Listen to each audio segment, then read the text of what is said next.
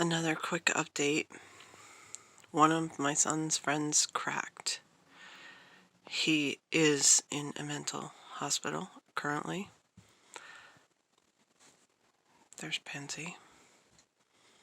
As soon as I turn this thing on, she wants to get involved. Anyway,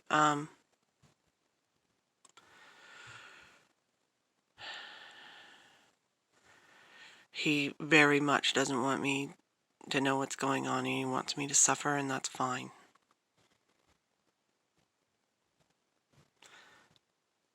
He's not dead. He's found a way to have food and housing when he has no money.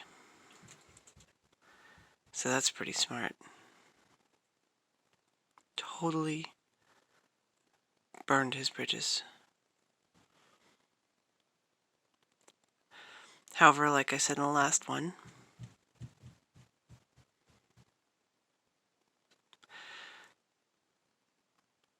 avoidant people don't give up.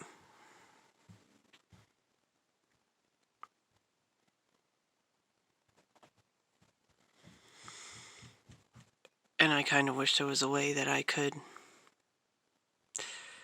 stick up for myself and say, I don't deserve this abuse, except, I mean, it really has gotten to the point where, even though he's point blank telling me that in exactly those terms, yes, I deserve the abuse, that I've earned it. I don't believe that anymore. Now that's impressive. That's a huge, huge leap.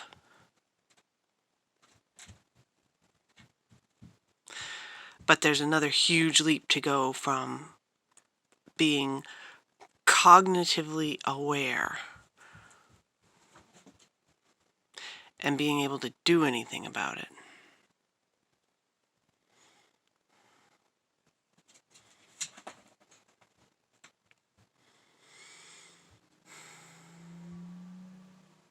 Anyway, he's safe.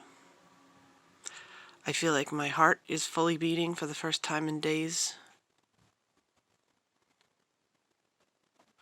The literal pressure in my chest is off.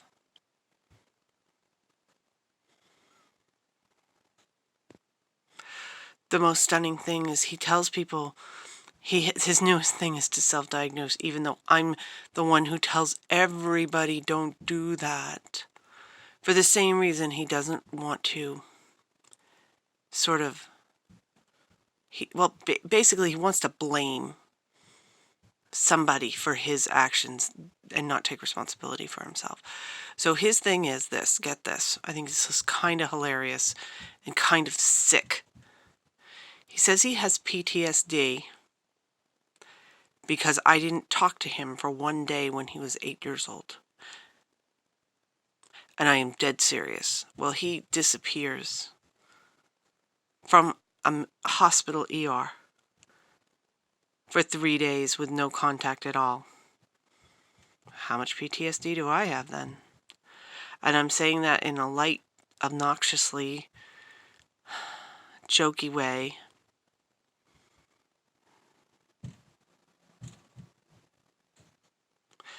Lots of thumping. These cats are rambunctious. Anyway. I don't know what to say.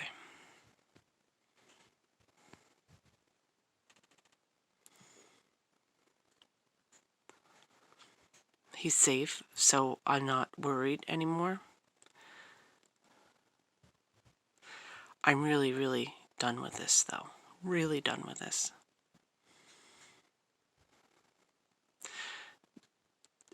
It was pointed out to me actually by my therapist about, isn't it great to live in your house and not be worried constantly that somebody's going to abuse you, that lives right in the house with you. And I was like, oh yeah, whatever, because I missed my kid so much. And then he came back for a very short amount of time and was abusive again. And left. And he did this cycle twice. And you know what? My therapist is on the ball. I really, really, really don't like living with somebody who's abusive to me. I can't stick up for myself. I can't stop the abuse. Only thing I can do is prevent it from starting in the first place, which means a kid can't be here. I am sure that he doesn't understand that. I am sure that he believes 100% that he's going to be able to go into the hospital, say, I'm cured, and then I'll take him back with open arms. And I really shouldn't. And I'm really going to be working on how to not do that.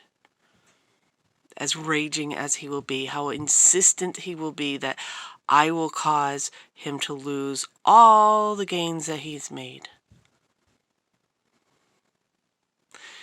The police, they were screaming at him. They're like, move out, move out, move out. Don't live here if he doesn't like how... I mean, I've told him, don't live here if you don't like my rules. My rules are pretty basic. Don't live here if you don't like them. What he likes is being taken care of and having everything for free. This sounds so hateful of my own kid. I don't hate my kid. I completely believe that he can stand on his own.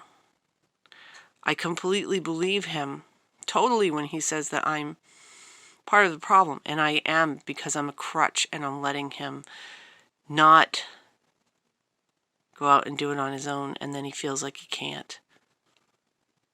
Or he manipulates me into thinking that he feels like he can't.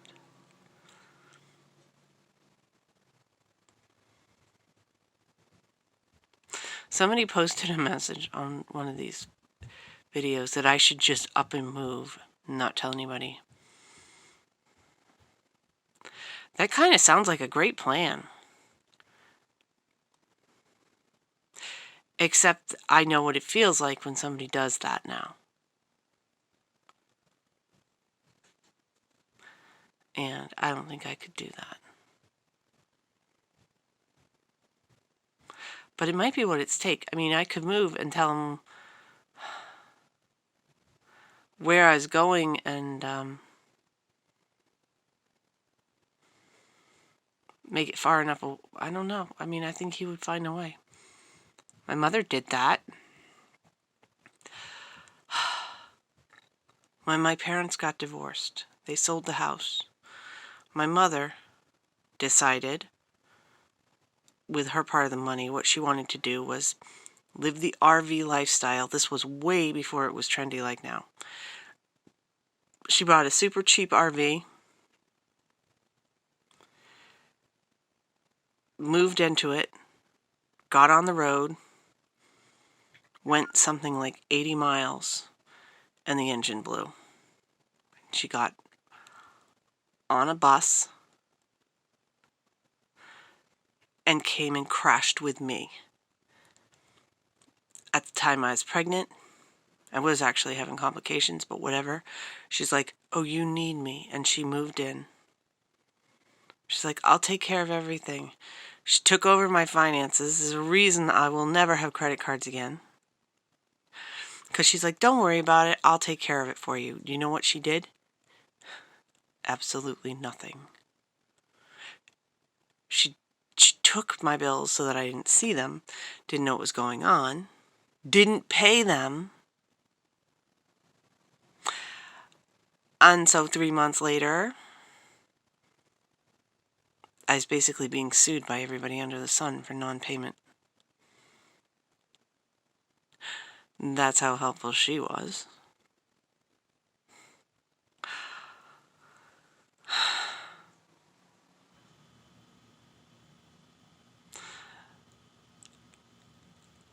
So, my kid thinks that's normal, that people do that sort of thing. My father did it to my sister. Just decided randomly he was basically was sick of working and he wanted somebody to take care of him, so he took off, and she lives in California, and he just showed up, and he's like, okay, I'm going to live here now. And they're like, all right. They bought him a car. They set it up where he was basically kind of being a nanny to their kids. He was transporting them back and forth to school and stuff. And then he got drunk one night and had a fist fight with my sister's husband and took off overnight and spent, he bought a limo, of course, because it's my father, to the airport. Couldn't get a regular cab. He got a limo and bought a ticket like at the counter. Do you know how expensive those are? I mean, thousands of dollars, because he's Mr. Drama Queen and he thinks he's worth the best. Back to Maine.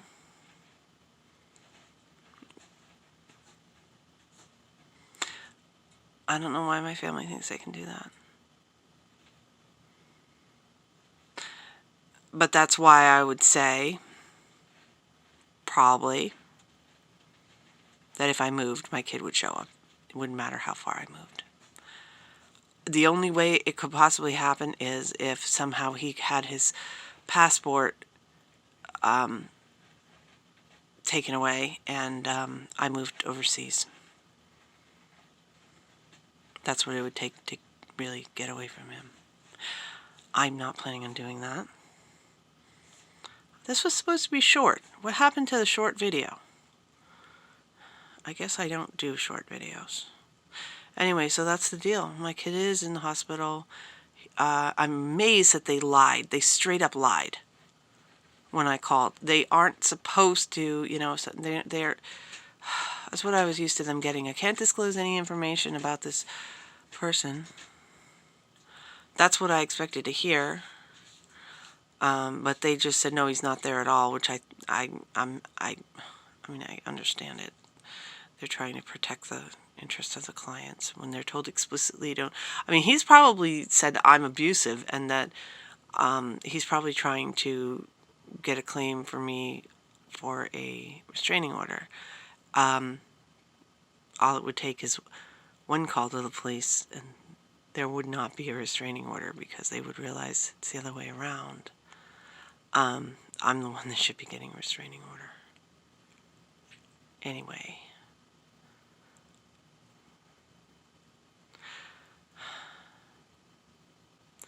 So my life still kind of sucks a lot. But at least that one worry has been solved for the time being.